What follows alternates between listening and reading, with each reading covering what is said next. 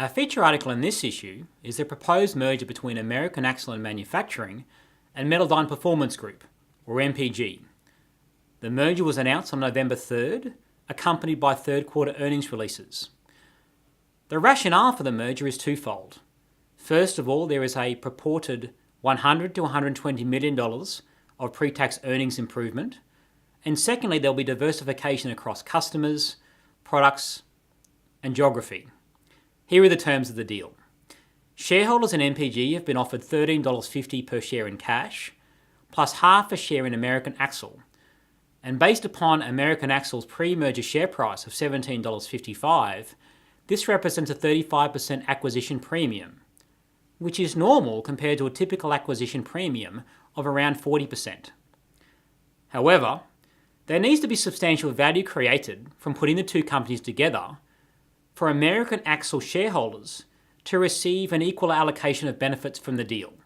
If the consolidation of the two firms yields, say, $800 million worth of benefits, $500 million of those benefits will be transferred to former shareholders of MPG, leaving just $300 million of benefits for American Axle shareholders. It's only if consolidation benefits reach $1.4 billion that the merger gains would be split equally. In a typical merger, the market reaction is positive for target firm stock and neutral for acquiring firm stock. This tells us that the typical merger creates value in aggregate for shareholders, but that this is entirely incorporated into the acquisition premium. In the case at hand, shares in MPG have risen by 30% and shares in American Axle have fallen by 9% subsequent to the merger announcement. Analyst price targets have moved by the same direction and magnitude. The merger needs to create at least $400 million of value just to offset the acquisition premium. The market reaction tells us that market participants don't believe that this will occur. Note that this isn't our belief. It is a belief reflected in the price set by participants trading shares of American Axle and MPG. And those share prices can tell us two important statistics. First of all, there's approximately an 80% chance the deal will go ahead, which is a normal probability of deal success. But secondly, in the event of success, only about $200 million worth of value would be created.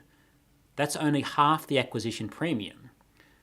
So why is the market so skeptical? There are two possible explanations. First of all, 40% of the estimated earnings gains are associated with better purchasing, largely economies of scale or leverage. However, if you're in an industry where margins are already competitive throughout the supply chain, greater purchasing power doesn't necessarily lead to lower prices. Prices are already being set, perhaps, at an economically efficient level. Second, it's difficult to make a link, either in theory or in evidence, between diversification and higher share prices. The majority of listed firms operate in a small number of segments. For instance, Ford and GM could theoretically own the entire supply chain all the way down to the raw materials, but most firms don't head down that path. While diversification does reduce the volatility of cash flows and therefore reduces the risk of financial distress for the company, shareholders are already well diversified. It's easy for those shareholders to be well diversified across products, customers, and markets.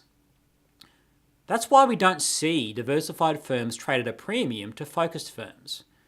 They don't trade at a discount either, and the old evidence in support of an average diversification discount has been overturned by more recent studies.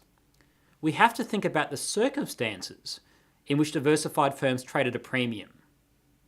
This occurs when those diversified firms use their cash-generating mature segments to fund investments in positive net present value projects.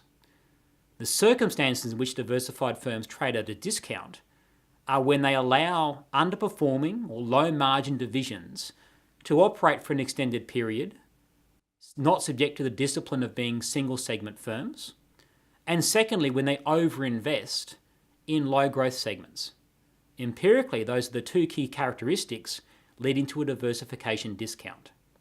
In the current situation, it's unclear just why diversification necessarily flows through to a higher share price.